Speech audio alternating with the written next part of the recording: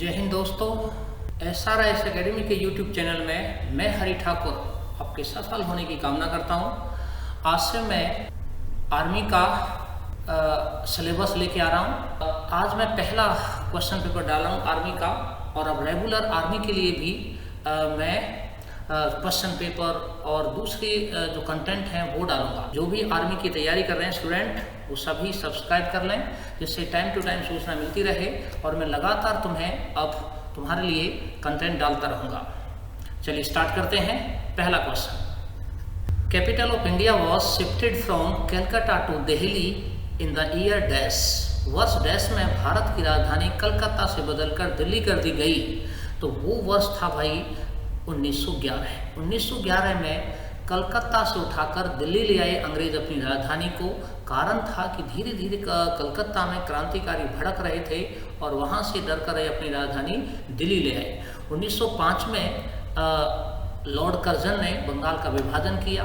1906 में इस विभाजन के खिलाफ स्वदेशी आंदोलन चला बंगाल में, और 1913 में सैन फ्रांसिस्को में लाला हरदयाल ने गदर पार्टी की स्थापना की थी। Question number second, Chandragupta was succeed by. Chandragupta का उत्तराधिकारी कौन था, अर्थात चंद्रगुप्त के बाद राजा कौन बना। तो चंद्रगुप्त जो था वो चाणक्य की सहायता से उसने जो घनानंद था, जो नंद वंश का अंतिम शासक था, चाणक्य की सहायता से उसे मार दिया। और मारने के बाद उसने मौर्य वंश की नींव डाली और चंद्रगुप्त मौर्य वंश का प्रथम शासक बना चाणक्य की सहायता से। इसका जो बेटा हुआ उसका नाम था बिंदुसार। बिंदुसार चंद्रगुप्त का उत्तराधिकारी हुआ। बिंदुसार का जो बेटा हुआ वो हुआ अशोक। एक बिंबिसार भी है, वो अजातशत्रु का बेटा था। क्वेश्चन नंबर थर्ड, पोंगल का त्यौहार किस राज्य में मनाया जाता है। तो ये पोंगल जो त्यौहार है ये मनाया जाता है तमिलनाडु में। पोंगल त्यौहार तमिलनाडु में मनाया जाता है। तो आप यहाँ जरा देखें इनको, ये भाई आपके पास वो है जिसकी मैं बात कर रहा हूँ, तमिलनाडु। तमिलनाडु में ये रहा तमिलनाडु, यहाँ पोंगल त्यौहार मनाया जाता है। ये तमिलनाडु से कटकर बना था आंध्र प्रदेश, और आंध्र प्रदेश से कटकर बना था तेलंगाना। ये पहले तमिलनाडु इतना बड़ा तमिलनाडु हुआ करता था, और ये आंध्र प्रदेश ये आपका मद्रास के नाम से जाना जाता था। तमिलनाडु की राजधानी जो है वो आजकल यहाँ है, जिसका नाम है चेन्नई। उसके बाद जो तमिलनाडु है, तमिलनाडु में ये आपका त्यौहार, एक तो ये पोंगल हुआ, दूसरा भरतनाट्यम। भरत मुनि की जो नाट्य शास्त्र थी उस पर आधारित है ये भरतनाट्यम, ये तमिलनाडु में है। और ये आपका केरल है। केरल में आपका मोहिनीअट्टम है यहाँ पर, और कथकली। उसके बाद आपका आंध्र प्रदेश में कुचिपुड़ी है, और ये कर्नाटक में यक्षगान है। कथक उत्तर प्रदेश का आपका लोकगीत है। क्वेश्चन नंबर 4, ज्ञानपीठ पुरस्कार किस क्षेत्र में दिया जाता है। तो जो ज्ञानपीठ पुरस्कार है ये साहित्य, जिसे हम लिटरेचर कहते हैं, इस क्षेत्र में दिया जाता है। दरअसल ज्ञानपीठ पुरस्कार की स्थापना जो की गई थी वो केवल इसलिए की गई थी कि जो भारतीय भाषाएं हैं, 22 भाषाएं हैं। हमारे संविधान की 8वीं अनुसूची में 22 भाषाएं हैं। उन 22 भाषाओं में कोई कुछ भी साहित्य लिखता है, जो उत्कृष्ट साहित्य लिखता है, अच्छा साहित्य लिखता है, उसे ये हर साल ये पुरस्कार दिया जाता है, जिसका नाम है ज्ञानपीठ पुरस्कार। ये जो ज्ञानपीठ पुरस्कार है इसमें 11 लाख रुपए की राशि दी जाती है। वाघ देवी की मूर्ति दी जाती है कांस्य की, और एक प्रशस्ति पत्र दिया जाता है। 11 लाख अवार्ड दिया जाता है, और ये पुरस्कार जो है ये साहित्य के क्षेत्र में दिया जाता है। 1961 में पुरस्कार शुरू हुआ। 1961 में पुरस्कार शुरू हुआ, और जो 2020 में पुरस्कार दिया गया है वो है अच्युतन और नम्मूतिरी उसका पूरा नाम है। इस व्यक्ति को ये पुरस्कार दिया गया है। Question number 5, who is popularly known as a missile man of India. Bharat का मिसाइल मैन नाम से कौन प्रसिद्ध है। तो वो है doctor APJ Abdul Kalam. Doctor APJ Abdul Kalam को भारत रत्न मिल चुका है। भारत रत्न मिल चुका है किसे, डॉक्टर APJ अब्दुल कलाम। इनका जो जन्म हुआ था डॉक्टर APJ अब्दुल कलाम का 15 अक्टूबर 1931 को इनका जन्म हुआ। और रामेश्वरम, जो अभी मैंने दिखाया था आपको, तमिलनाडु में इनका जन्म हुआ रामेश्वरम में। और ये मिसाइल मैन के नाम से प्रसिद्ध हुए, क्योंकि मिसाइल कार्यक्रम के प्रेरणा थे।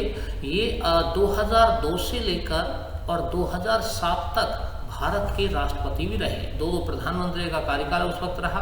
अटल बिहारी वाजपेयी 2002 से 2004 तक उनके कार्यकाल में रहे ये, और 4 से लेकर 7 तक ये रहे मनमोहन सिंह के कार्यकाल में। उसके बाद 27 जुलाई 2015 को शिलोंग, मेघालय की राजधानी शिलोंग में इनकी लेक्चर देते हुए एक कॉलेज में मृत्यु हो गई थी। क्वेश्चन नंबर 6, निम्न में से कौन बंगाल विभाजन का जिम्मेदार है? Who among following was responsible for partition of Bengal? तो वो है लॉर्ड कर्जन। लॉर्ड कर्जन ने 1905 में बंगाल का विभाजन किया। दबाव पड़ा तो 1911 में इस विभाजन को रद्द भी कर दिया था। लॉर्ड माउंटबेटन स्वतंत्र भारत का अंतिम अंग्रेज गवर्नर जनरल था। इसी ने भारत विभाजन की योजना को अंजाम दिया था। लॉर्ड डलहौजी वो है जिसने 1853 में भारत में पहली बार रेलगाड़ी चलवाई। Question number 7, dash is the largest desert in the world? संसार का सबसे बड़ा मरुस्थल कहाँ है? तो वो है भाई आपका सहारा। सहारा मरुस्थल दुनिया का सबसे बड़ा मरुस्थल है। थार मरुस्थल भारत का सबसे बड़ा मरुस्थल है। आटाकामा जो मरुस्थल है ये चिली आपका ये उत्तरी अमेरिका है। ये नीचे यहाँ दक्षिणी अमेरिका है। यहाँ एक देश है जिसे चिली कहते हैं, आटाकामा वहाँ है, और ग्रेट अरबियन अरब देशों में फैला हुआ है। और ये जो सहारा मरुस्थल है ये आपका भारत, यहाँ देखेंगे तो ये अदन की खाड़ी, ये रेड सी, यहाँ स्वेज नहर, और यहाँ एक कॉन्टिनेंट है जिस कॉन्टिनेंट को हम कहते हैं अफ्रीका महाद्वीप। इस अफ्रीका महाद्वीप के इतने इलाके में ये फैला हुआ है जिसे कहते हैं हम सहारा मरुस्थल। क्वेश्चन नंबर 8, निम्न में से भारत किसका सदस्य नहीं है? तो भारत सदस्य है आपका 3 आसियान का है। नाम जैसे नॉन अलाइन मूवमेंट कहते हैं, गुट निरपेक्ष आंदोलन, उसका है। सार्क का है।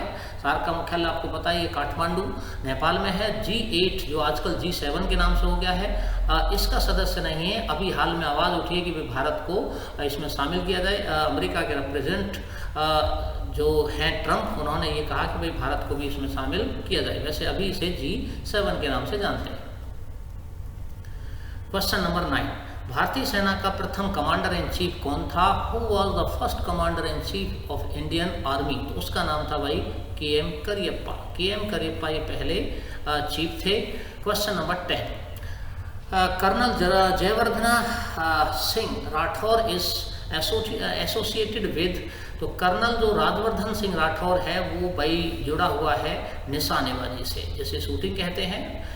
ये फॉर्मर आपका गेम खेलों का मिनिस्टर था, खेल मंत्री था।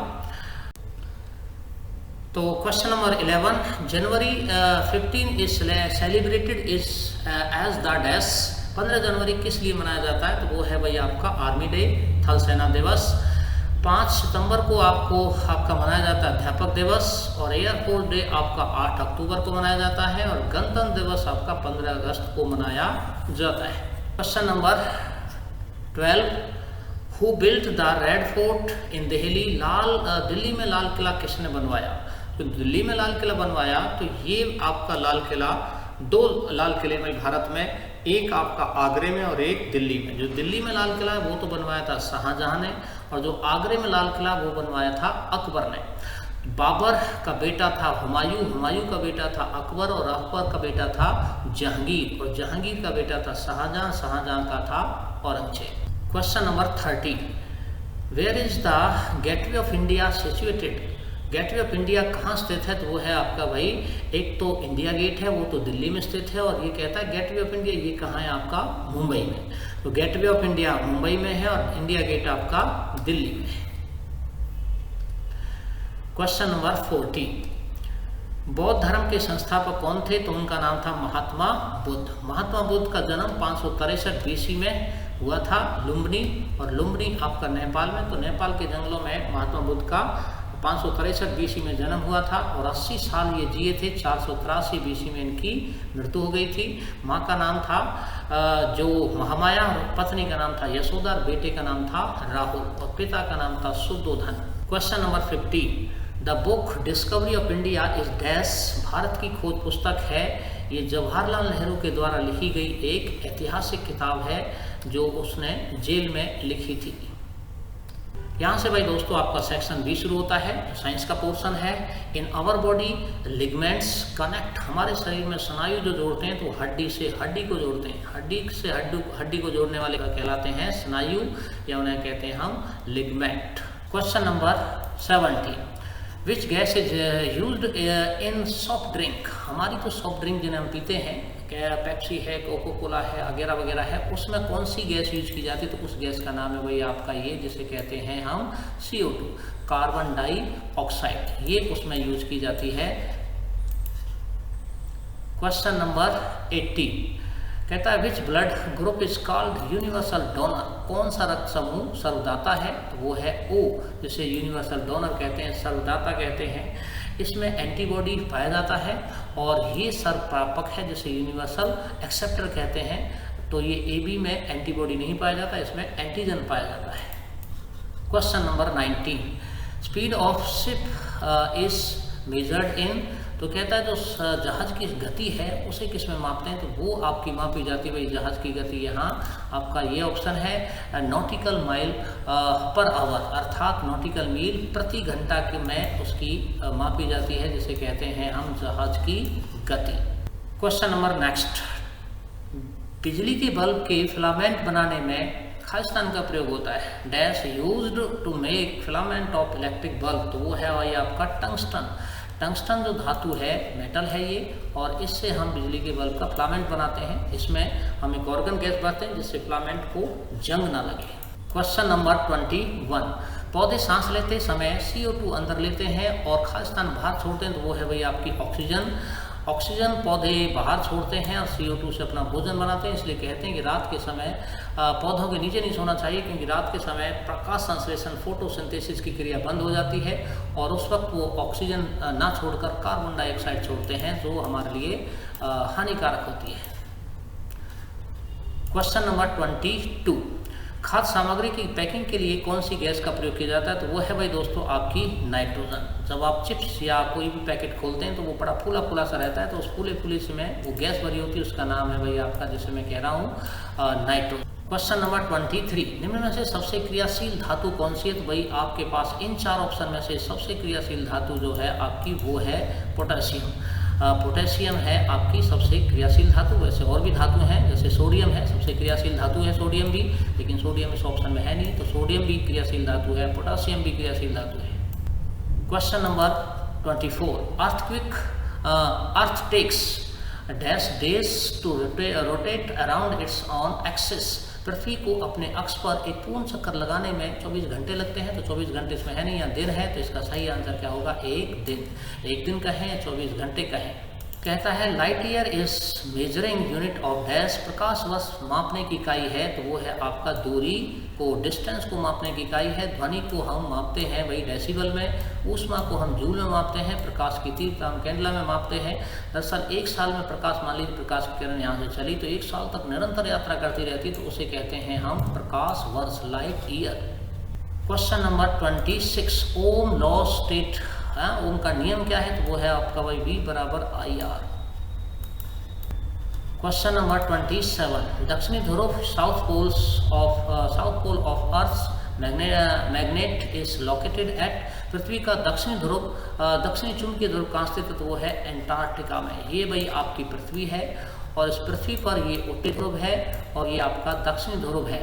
यहाँ आर्कटिक महासागर है, आर्कटिक पोल, और यहाँ पर आपका एंटार्क्टिक अर्थात दक्षिणी महासागर। क्वेश्चन नंबर 28, निम्न में से कौन मोती जला अर्थात हैजा को फैलाने में, तो हैजा को फैलाने में मक्खियाँ बहुत ज़्यादा अपना योगदान देती हैं। क्वेश्चन नंबर 29, जब किसी वस्तु को पृथ्वी से चंद्रमा पर ले जाया जाता है तो उसका भार घट जाता है, 1/6 घट जाता है। मान लो यहाँ 60 किलो का कोई सामान था तो उसे चंद्रमा पर ले जाने पर वो रह जाएगा 1/6।